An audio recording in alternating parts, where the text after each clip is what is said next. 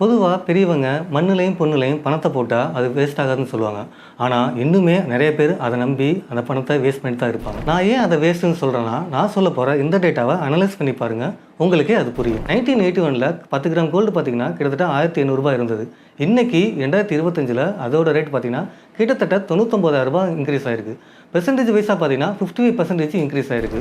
இதுவே சில்வர் எடுத்துக்கிட்டீங்கன்னா, அதே 1981ல 1 கிலோ சில்வர் ரூ. 2,700. இன்னைக்கு 2025ல அதோட வேல்யூ பார்த்தீங்கன்னா, கிட்டத்தட்ட ரூ. 1,00,000 இன்க்ரீஸ் ஆயிருக்கு. இதோட ரிட்டர்ன்ஸ் பார்த்தீங்கன்னா 37%. இதுக்கு பதிலா நீங்க சென்செக்ஸ்ல இன்வெஸ்ட் பண்ணியிருந்தீங்கன்னா, அதே 1981ல 170 இருந்த சென்செக்ஸ் பாயிண்ட்ஸ் இன்னைக்கு 83,000 இன்க்ரீஸ் ஆயிருக்கு 2025ல. ரிட்டர்ன்ஸா கம்பேர் பண்ணீங்கன்னா 487%.